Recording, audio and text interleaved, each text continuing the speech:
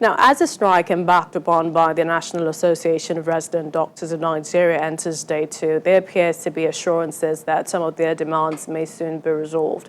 The Minister of Labour and Productivity has said that the filing process will begin today and that the IPIS is an electronic injection and a holistic method to cater for all healthcare workers on the front line. It will be given to everybody at the same time because we are going to file the things into the IP system and it will start going. So once it starts tomorrow, I'm hopeful, being an electronic injection of funds, they can finish everything by Thursday or latest Friday this week. Protective personal equipment should be given to them. But you know that it's not only them that are in the health sector.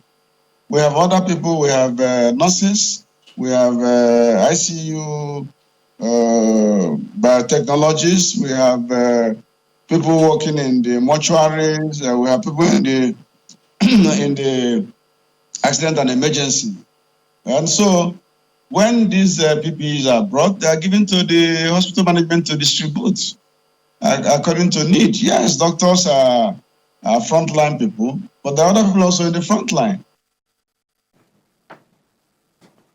For more on the doctors' welfare, and this is across the country, we have Dr. Tenna Aole, the National Financial Secretary, the National Association of Resident Doctors of Nigeria, NARD. He joins us from Abuja studios. Welcome, Dr. Aole. Thank you for joining us. Now, we're hearing the federal government say that it is working on paying the allowances approved for health workers. What's the resident doctors' position on this? Thank you for having me. Let me start by saying what the Minister of Labour said is not exactly what it is. Let me be very clear. The residence doctors went on strike not because they want money. It's because they have seen the horrible situation in the health sector, resulting to the fact that there are no personal protective equipment. They're also talking about the fact that there's no health insurance for us. And they're also talking about the training programs. The situation is in such a way that the training program is quite difficult for some to complete because we cannot even have the funding that is necessary for us to do outside programs and other programs. And the fact that some state governments have actually have been so horrible in making decisions pertaining to this. They have deducted salaries from workers, 25% that happened in Kaduna State. Other states like Imo State have not paid for the past 3 months, and other states as well. So we are not specifically talking about money. Money, not a person who is working deserves his wages. If we have our money on what we deserve, we will be glad. But let me be clear that it is not all about money coming into our account. It is about the right thing done in the health sector at the right time. So, Dr. Aole, you're saying that not all of the demands are being met and that if the federal government is saying it has 500 billion COVID-19 intervention fund and says that the IPIS is going to take some time, it's really not all about money. But if the federal government is willing to meet perhaps the allowances to start with, will NARD call off the strike in the meantime?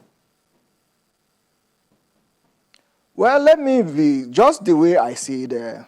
The strike is far beyond just money. It is for us to see that the health sector is improved.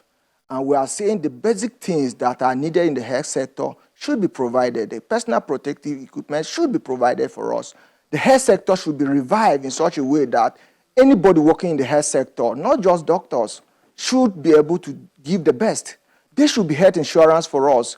Most of us, a lot of us have, many doctors have died in the course of this. More than 10 doctors, and we have over 250 doctors that are infected with this COVID-19 and other ailments that we have also suffered from. We are saying that this is the right time for us to have, at this time, the government should have seen what the pandemic has caused and be able to look into it and establish a policy that will be effective in ensuring that the health system is revived.